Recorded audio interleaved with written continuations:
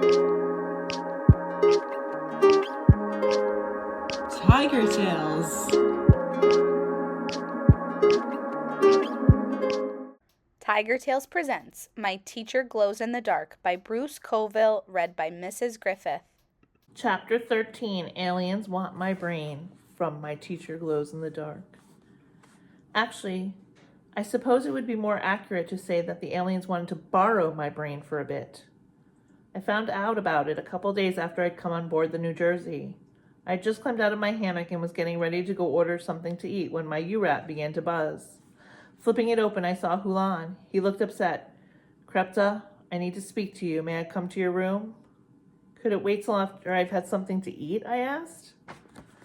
"Why don't I meet you in the dining area?" he replied. That was fine with me, so we decided which dining area we would meet at. There were several thousand of them on board the ship.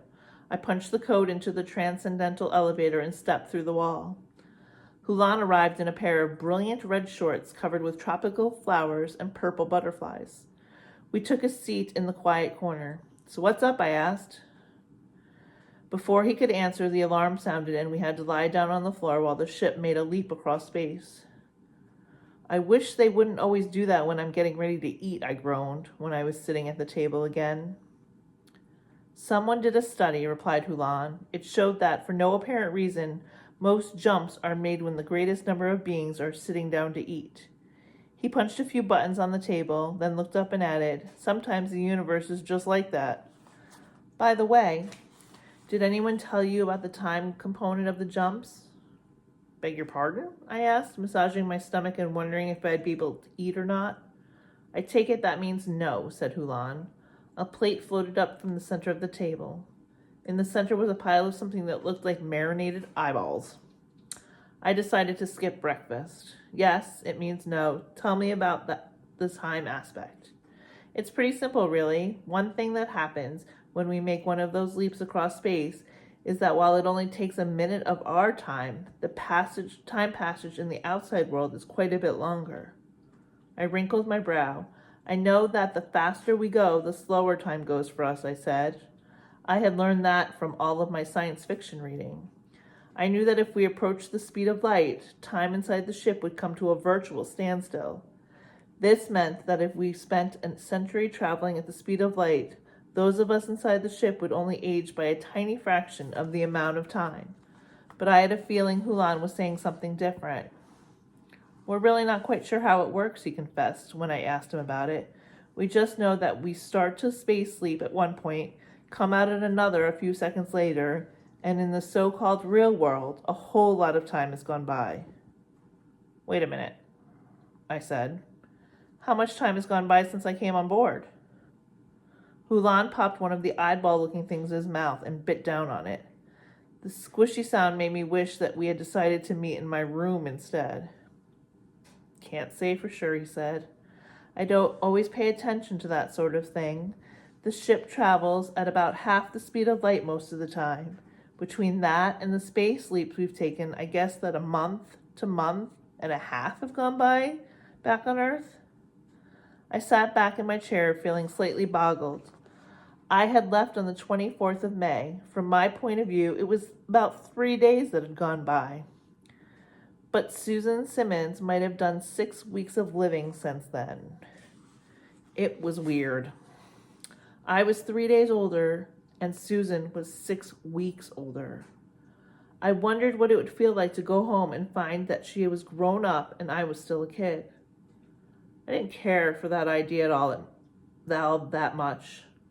I decided to change the subject. "What did you want to talk to me about?" I asked, looking at Hulan's plate and wondering if I wanted to try one of the things he was eating.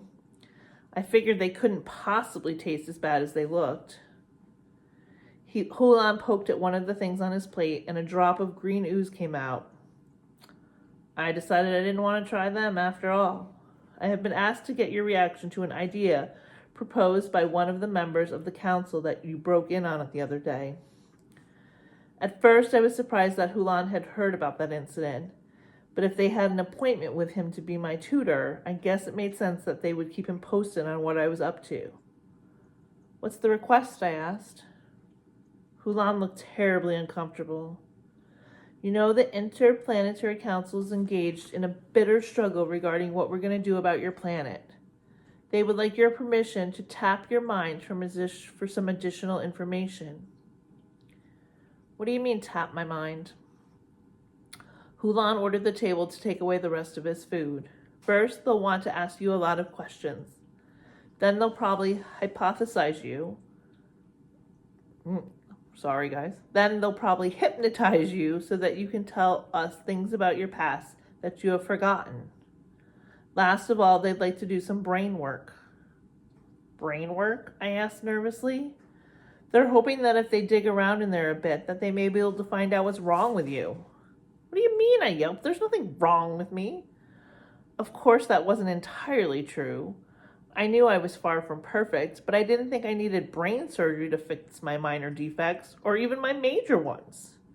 I don't mean you personally, I mean you Earthlings. We're wondering if the problem is organic.